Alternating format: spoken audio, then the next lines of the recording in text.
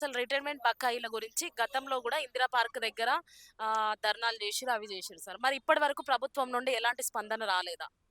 అంటే ఇందిరా పార్క్ కాడ ట్రైలర్ ఏసినాము. హ్మ్. ఇప్పుడు ఒరిజినల్ మ్యాచ్ ఇప్పుడు స్టార్ట్ అయింది. అర్థమైందా? ఇప్పుడు మ్యాచ్ స్టార్ట్ అయింది. అది వాళ్ళు ఇంతకు మించి ఏం చేస్తారు అనుకున్నారు. ఇంతకంటే ఎక్కువ చేయగలుగుతారు. ఇంతకంటే ఎక్కువ కొట్లాడగలుగుతారు. ఈరోజు ఒకటి అర్థం చేసుకోవాల్సింది ఏంటంటే, ఇది ఈ పైసలు కాగ్ రిపోర్ట్ చూపించింది. రూ. 16,841 కాగుల రూపీస్. ఇందిరా పార్క్ కాడ కూర్చున్నప్పుడు ఆ డేటా మన దగ్గర లేదు. నంబర్ 1. 25కి 11,000 డేటా చూపించింది. అది మన దగ్గర లేదు. నంబర్ 2. రెండవది మనకు అక్కడ అప్పుడు అంతా కొన్ని సంఘాలు వాళ్ళందరూ కలిసి చేసినటువంటిది. కానీ మనకు ఒక ఏజీ ఆఫీసులో గాని, లేకుంటే ఈరోజు ప్రభుత్వ పరంగా ఏవైతే ఈళ్ళకు రక్షణ కల్పించాలో ఆ అంశం పరంగా గాని, ఇవన్నిటి పరంగా కూడా మనము ఒక స్టడీ చేసి ఇట్లకెళ్ళి మనము వీళ్ళ హక్కులు వీళ్ళు సాధించుకోవచ్చు అనేది ఒకటి చూసినాం. ఇంకోటి మన దినాల కాగ్ రిపోర్ట్ ఇచ్చిన అన్ని కూడా నేను ఏజీ ఆఫీస్‌లో ఇచ్చిన రోజు వాళ్ళు 13,000 మంది రిటైర్డ్ అయిన అంటారు కదా సార్. వాళ్ళు ఇండివిడ్యువల్ అప్లికేషన్ ఇస్తే కొంచెం ఇదిగుంటది అని చెప్పినప్పుడు అవన్నీ కూడా ఈరోజు ఇచ్చినాం. ఈ డేటా అంతా ఈరోజు కేంద్ర ప్రభుత్వానికి పోతది. వాళ్ళకి ఇయ్యాల్సిన పైసలు ఈరోజు వాళ్ళకి ఇయ్యకుండా భారతదేశం మొత్తంలో ఏకైక రాష్ట్రం రిటైర్మెంట్ ఇచ్చిన పైసలు ఇయ్యని రాష్ట్రం ఏదంటే తెలంగాణలో ఈరోజు. కాబట్టి ఈరోజు వాళ్ళు ఇచ్చి తీరాలి అని తప్పించుకునే అవకాశమే లేదు. సో, కేంద్రం నుండి గాని, రాష్ట్రం నుండి గాని ప్రతి నెల 770,00,00,000 దాకా రిటైర్మెంట్ బకాయిల కోసం, లేకుంటే రిటైర్మెంట్ ఆఫీసర్‌ల కోసం రిలీజ్ చేస్తున్నాం అని అంటున్నారు గదా సార్. మరి ఆ డబ్బంతా ఎక్కడ పోతుంది? మిస్ వరల్డ్‌కి అవే పోతున్నాయి. మూసీ ప్రక్షాళనకు అవే పోతున్నాయి. సౌత్ కొరియా దానికి అదే పోతుంది. ఈరోజు ఫోర్త్ సిటీ డెవలప్‌మెంట్ మొన్న సీఎం రమేష్‌కి ఇచ్చిన అడ్వాన్స్ బిల్లులు కూడా అవే. మియా కృష్ణారెడ్డికి ఇచ్చే పైసలు కూడా అవే. ఈరోజు ప్రతి దానికి డైవర్ట్ చేస్తుంది ఏమంటే వీళ్ళ పైసలే. మరి వీళ్ళ ఎందుకు చేస్తుండ్రు అనంటే వీళ్ళు 60 సంవత్సరాలు దాటినాయి. మళ్ళా కేసీఆర్ పుణ్యాన 3 ఏళ్ళు ఎక్కువిచ్చిండ్రు. ఆ 3 ఏళ్లతోని వీళ్ళు 63కొచ్చిండ్రు. అంటే ఇయాటికి సంవత్సరం అయింది వీళ్ళు రిటైర్డ్ అయ్యి. 64 వచ్చినాయి. ఇక వీళ్ళు ఇళ్ళకెళ్ళి బయటికెళ్లరు. వీళ్ళ పైసలు ఎగ్గొట్టొచ్చు. యూనియన్‌లు మాట్లాడాలి. యూనియన్‌లు మన జేబులో పెట్టుకున్నాం. ఒకరి మీద ఏది ల్యాండ్ కబ్జా కేసులున్నాయి. ఇంకోని మీద ఇంకో కేసులున్నాయి. ఆ కేసులను అడ్డం పెట్టి వాళ్ళని బెదిరించి ఈ రోజు వాళ్ళకి పైసలు ఇయ్యకుండా చేసేటటువంటి పరిస్థితి. కాబట్టి ఈ రోజు వాళ్ళందరినీ కూడా వాళ్ళు ఎవ్వరు లేరని అనుకోను. కానీ వాళ్ళు ఊహించలేని పరిణామం ఏందంటే వీళ్ళందరూ ఒక తాటి మీదకొస్తారు. వీళ్ళందరూ కూడా ఒక ఉద్యమం అనేది కొనసాగుతది. వీళ్ళు ఖచ్చితంగా పైసలు వసూలు చేసే దమ్ము వీళ్ళ దగ్గర ఉన్నదనేది వాళ్ళు స్టడీ చేయలే.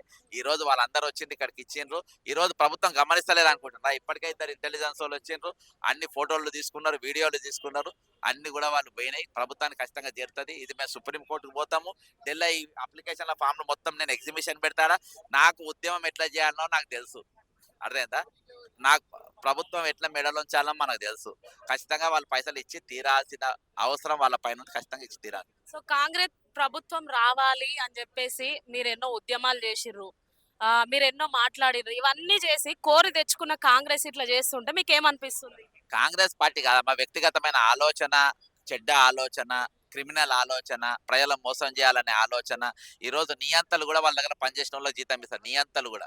క్రూయల్స్, డాన్‌లు, న్యూయార్క్ డాన్‌లు కూడా వాళ్ళ దగ్గర పనిచేసేటోళ్ళ జీతాలు వాళ్ళకిస్తారు. మరి వీళ్ళు ఎందుకు ఇస్తారా అంటే వాళ్ళ రక్షణ కోసం ఇస్తారు. అంటే వాళ్ళకంటే ఇంకా దరిద్రంగా ఆలోచిస్తున్నారంటే ఇంతకు మించిన అంటే మాఫియా కంటే దరిద్రమైన ఆలోచన ఉన్నటువంటి వీళ్ళు. వాళ్ళు కాబట్టి ఇది అన్‌ఫార్చునేట్. ఇప్పుడు హిమాచల్ ప్రదేశ్‌లో కాంగ్రెస్ ఉంది. 50% వాళ్ళు ఇచ్చేసిండ్రు మొన్న. 2% కలిపి. పీఆర్సీ ఇచ్చిండ్రు. రిటైర్మెంట్ పైసలు మొత్తం కర్ణాటక కూడా ఇచ్చింది. కాకపోతే వాళ్ళు 18% ఏమో ఇచ్చిండ్రు. కానీ వాళ్ళు క్లియర్ చేసిండ్రు. ఇయాల్టి వరకు పీఆర్సీ కూడా ఇయ్యలేదు. 6 డీఏలు పెండింగ్‌లు ఉన్నాయి. ఈరోజు నేను విన్నవించేది ఏందంటే ప్రభుత్వ ఉద్యోగులు మీరు కూడా రోడ్డెక్కండి మీరు. సంఘాలను నమ్మకండి. సంఘాలు మిమ్మల్ని నట్టేట ముంచుతారు. సంఘాల మీద ముంచేస్తారు. సంఘాల మీద చంపేస్తారు. ఇది ఒక్కసారి డిపార్ట్‌మెంట్ సమస్య కాదు. నాకు ఈరోజు ఆర్టీసీ, గీటీసీ అని ప్రభుత్వ రంగ సంస్థలన్నీ కూడా ఇవే సమస్యలున్నాయి. ఖచ్చితంగా ప్రభుత్వం బెండేదాకా మా ఉద్యమం కొనసాగుతుంది. సో, బీఆర్ఎస్ గతంలో ఉన్న 10 ఏండ్ల బీఆర్ఎస్‌లో గూడా కొన్ని మైనస్‌లున్నాయనే వాళ్ళని గద్దె దించి కాంగ్రెస్‌ని ఎక్కిచ్చిర్రు. ఈ బీఆర్ఎస్ ఉన్నప్పుడు వీళ్ళకు మంచిగుండేనా సార్? కాంగ్రెస్ వచ్చిన తర్వాతనే ఇట్లా జరుగుతుందా?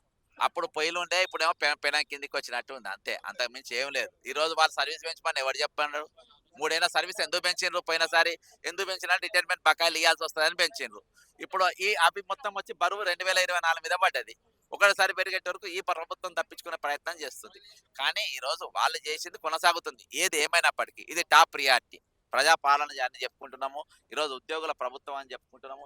ఉద్యోగుల జాతర అని మనం చెప్పుకుంటున్నాం కాబట్టి వాళ్ళ పైసలు వాళ్ళకి ఇయ్యాల్సిన బాధ్యత ప్రభుత్వం పైన ఉన్నది ఎప్పుడు అడిగినా.